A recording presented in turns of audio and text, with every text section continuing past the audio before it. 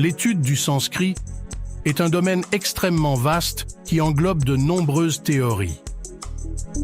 Certaines d'entre elles ont disparu au fil du temps, tandis que d'autres ont été renforcées par de nouvelles idées venues boucher les trous tout au long du XIXe siècle jusqu'à nos jours. Malgré des recherches approfondies sur YouTube, il est difficile de trouver des vidéos exposant de manière critique les incohérences entourant le sanskrit et les Aryens, mieux connus aujourd'hui sous le terme d'indo-européens. La plupart des vidéos disponibles sur le sujet semblent embrasser ces idées sans remettre en question leur véracité, préférant se concentrer sur des explications scientifiques qui manquent parfois de rigueur. Cependant, une exception notable est la chaîne francophone suisse C'est pas sourcé, où les créateurs abordent de manière académique et approfondie les idées et théories liées au sanskrit, des débuts jusqu'à nos jours. Leurs vidéos de la série « Le mythe indo-européen » posent de nombreuses questions et remettent en cause les idées reçues. En outre, il existe 3 conférences vidéo qui remettent en question les fondements et la véracité de l'indologie, des indologues, des Aryens, du sanskrit, de l'hindouisme et des liens de la langue indo-européenne avec les autres groupes ethniques. La première, c'est la conférence du philosophe français André Koolberg, intitulée « Le mythe aryen », expose notamment ses idées en tant que raciste ayant contribué à la montée du nazisme. Et c'est lui qui nous fera connaître la deuxième conférence « Mais où sont passés les Indo-Européens » d'un archéologue et préhistorien français, Jean-Paul Demoule, auteur de plusieurs ouvrages, notamment sur le problème indo-européen. Et la troisième, c'est la conférence du philosophe indien Aish Pradosh, connu pour sa publication en langue allemande « Mensonges aux longues jambes », que l'on a découverte grâce à une vidéo d'un youtubeur russe résumant bien le sujet global du sanskrit dans un court laps de temps. La vidéo de la chaîne russe Historia.pi apporte une réflexion intéressante en tenant compte des idées répandues au sein de la communauté internationale. Nous avons choisi de la traduire pour cette première partie car elle plante un décor approprié, particulièrement pour les novices. Dans la partie 2, nous examinerons ces théories plus en détail. Pour rendre la présentation plus dynamique, nous avons également ajouté une petite animation pour accompagner le récit. Alors, installez-vous confortablement, préparez votre tasse de thé au riz et plongeons ensemble dans l'analyse de ces théories.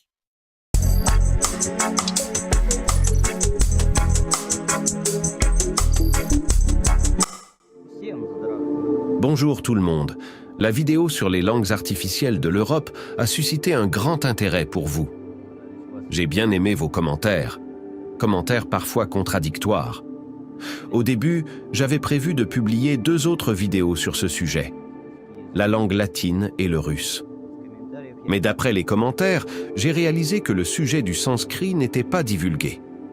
Et c'est une brique très importante de l'histoire du monde.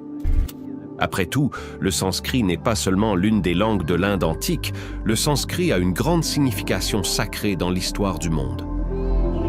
D'autant plus que le sanskrit en Russie est considéré comme la langue des ancêtres slaves aryens. De nombreux scientifiques attribuent le sanskrit au groupe linguistique indo-européen, qui comprend les langues européennes ainsi que la langue russe. De plus, les scientifiques pensent que le sanskrit est le plus proche de la langue universelle. On pense que le sanskrit est venu en Inde par le nord, probablement des territoires russes avec les locuteurs natifs aryens. Tout simplement, les scientifiques pensent qu'il y a eu un jour une seule proto-civilisation habitée par des Aryens surhumains. Ces Aryens parlaient une proto-langue commune et cette langue est la plus similaire au sanskrit. Les Aryens vivaient un territoire dans le nord et pas nécessairement dans les territoires de la Russie. Puis, pour une raison quelconque, les Aryens ont quitté les territoires du Nord et se sont déplacés vers le territoire de l'Inde. Puis les Aryens se sont éparpillés dans le monde entier et d'autres langues sont apparues. Il y a des avis que la plupart des langues européennes sont liées au sanskrit, qui est le plus proche de la proto-langue des Aryens antiques. Moi-même, je n'ai rien contre les Slaves, les Bulgares, les Aryens, les Lituaniens et les autres nationalités. Je vais juste vous donner quelques faits très intéressants et vous déciderez par vous-même ce qu'est le sanskrit. Et peut-être que cela vous fera réfléchir à toute cette histoire intéressante avec les langues indo-européennes et les Aryens. Et peut-être que vous verrez quand il a été inventé. Alors, commençons. Le premier Européen qui a appris le sanskrit et a commencé à l'étudier était le jésuite Heinrich Roth. Les jésuites s'installent à Goa en 1652. À Goa, Heinrich Roth a appris des langues telles que le persan, l'ourdou, le kannada. Par la suite, Heinrich Roth a aménagé de Goa vers Agra. C'était la capitale de l'empire des Grands Mughals. Il a pris le poste élevé de directeur du collège des jésuites. À Agra, il a étudié le sanskrit pendant 6 ans. Il l'estimait nécessaire à l'accomplissement de son devoir missionnaire. Alors, il compose une grammaire sanskrit avec des commentaires latins. À ce jour, les indologues affirment que la grammaire de Heinrich Roth est la meilleure de toutes. Certes, les historiens ne savent pas comment et auprès de qui Heinrich Roth a pris des leçons de sanskrit, mais il faut lui donner du crédit. Il a fait la meilleure grammaire du sanskrit de tous les temps. On aurait pu l'appeler le principal découvreur du sanskrit, mais il y a un mais. Ce n'est qu'en 1988 que le monde entier a pris connaissance des écrits de Heinrich Roth lorsque son manuscrit a été publié. Alors revenons en arrière et cherchons un autre découvreur principal du sanskrit qui était connu des scientifiques du 19e siècle. Il s'agit de Sir William Jones. Cet homme d'une quarantaine d'années était juge britannique à Calcutta. Il vint à Calcutta en 1783 et fonda quelques mois plus tard une société orientale. Seuls les colons britanniques d'origine aristocratique avaient le droit d'être membres de la société. Les Asiatiques ne pouvaient pas y accéder. Le nom officiel de la société scientifique, c'est la Société asiatique de Bengale. Tout allait bien avec cette société scientifique, à une exception près. Pas un seul scientifique n'en était membre. C'est pourquoi Sir William a attiré Charles Wilkins dans cette société et l'a déclaré comme le plus grand des savants de sanskrit. Sauf que Charles Wilkins n'a jamais étudié le sanskrit. Il a eu le maîtrise des lettres bengali que depuis peu. Sir William et Charles Wilkins ont lancé leur premier projet commun, traduction de Bhagavad Gita en anglais. Pour traduire la Bhagavad Gita, ils n'avaient pas besoin de connaître le sanskrit, parce que des traductions de cet ouvrage existaient en persan et en arabe. Ensuite, Sir William a demandé à Charles Wilkins de créer un dictionnaire sanskrit avec l'aide des pandits. Les pandits sont des brahmanes qui ont servi le gouvernement britannique pour de l'argent. Mais Wilkins n'a pas pu se servir de l'aide des brahmanes indiens pour écrire un dictionnaire sanskrit, car en raison d'une maladie en 1786, il navigue vers l'Angleterre. Là-bas, il vit longtemps, mais sans les pandits, il se retrouve sans aide. Ainsi, il n'a jamais été capable d'écrire un dictionnaire sanskrit. Au lieu de cela, il a compilé une collection de textes de lecture.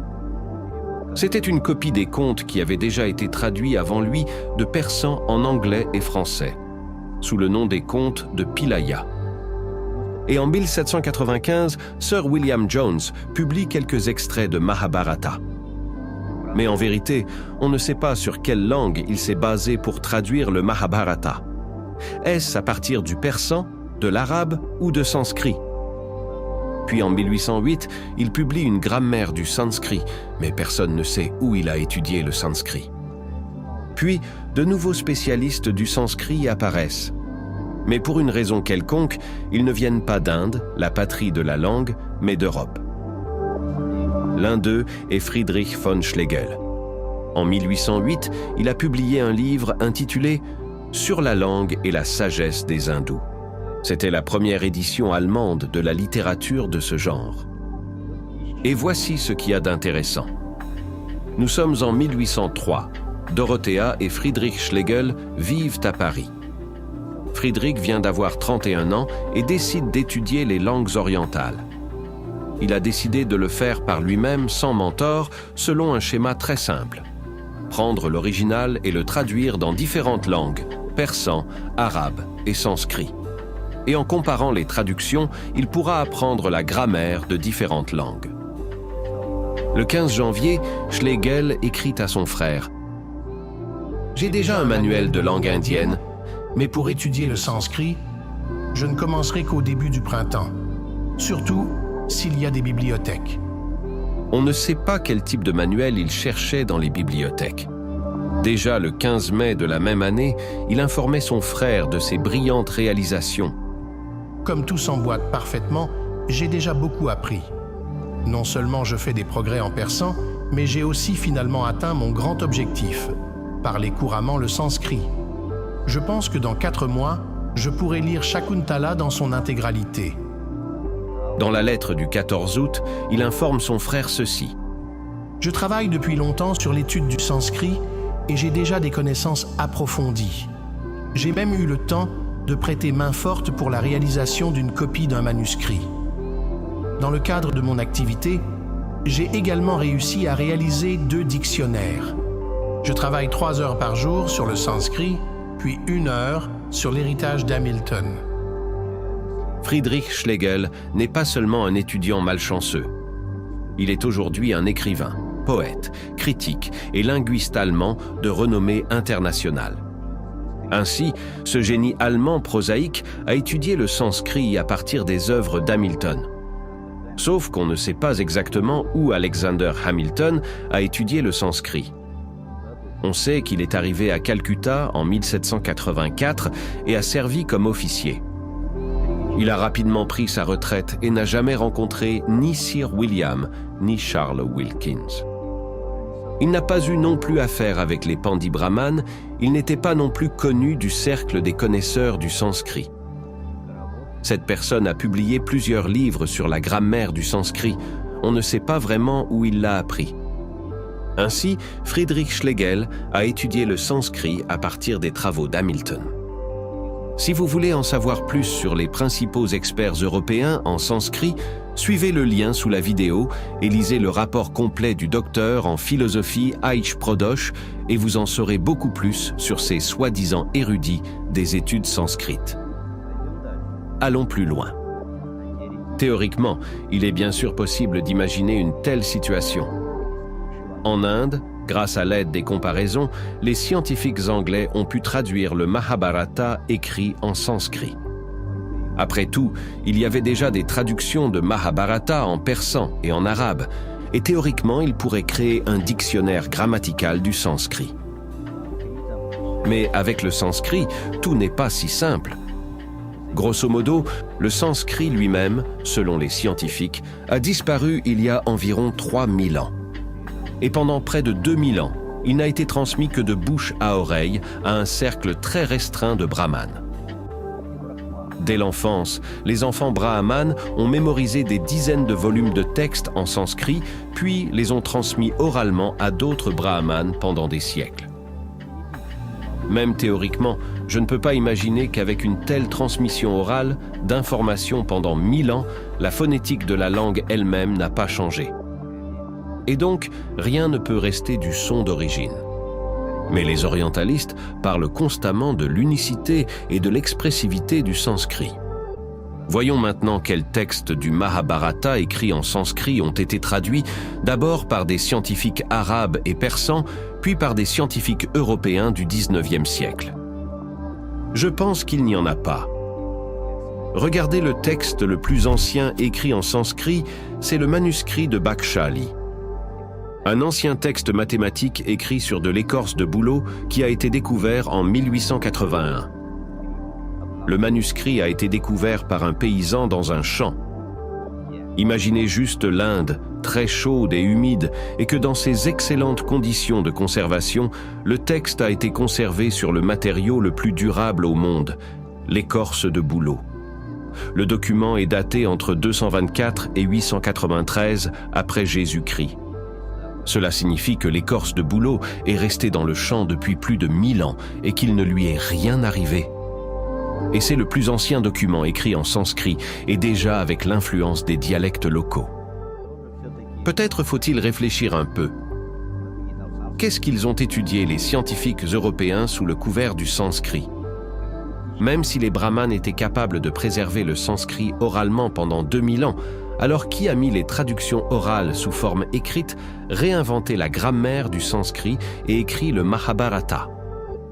Eh bien, disons que quelqu'un a pu le faire, mais comment alors établir le vrai son de la langue? Comment restaurer la longueur du son des voyelles et autres nuances de la langue?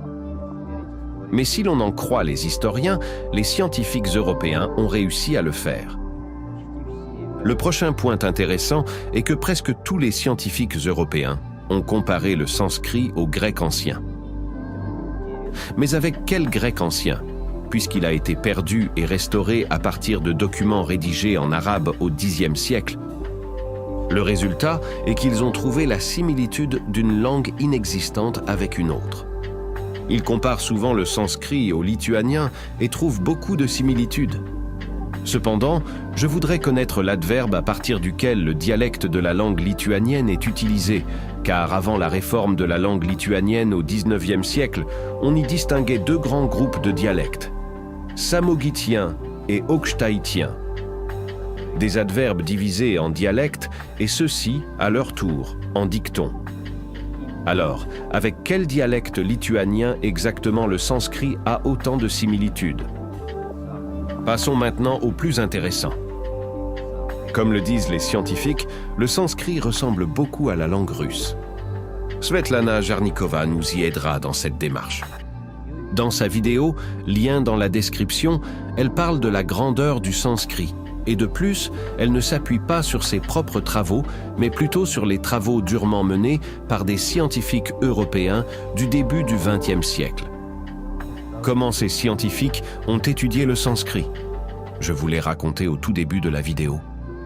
Puis, dans la deuxième partie, chère Svetlana Jarnikova raconte l'histoire d'une imagination incroyable. Dans les années 60 du XXe siècle, un célèbre sanskritologue, Durga Prasad Shastri, est arrivé en Russie, s'est rendu dans un village et a été étonné. Mon Dieu, à quel point le russe ressemble au sanskrit, il le comprenait sans interprète. Bien sûr, il vaut mieux regarder cette histoire vous-même dans la vidéo de Svetlana Jarnikova. C'est une histoire très intéressante, bien sûr, et ce serait certainement vrai s'il n'y avait pas le développement de la technologie. Désormais, chaque personne peut demander au moteur de recherche « sanskritologue Durga Prasad Shastri » et nous obtenons aucun résultat. Le monde scientifique ne connaît pas ce spécialiste aussi célèbre. Il n'existe tout simplement pas. Il y a un Satyavrat Shastri, mais il n'y a aucune mention de sa venue en Russie. Il y a aussi un sanskritologue, Kara Prasad Shastri, mais il est mort en 1931.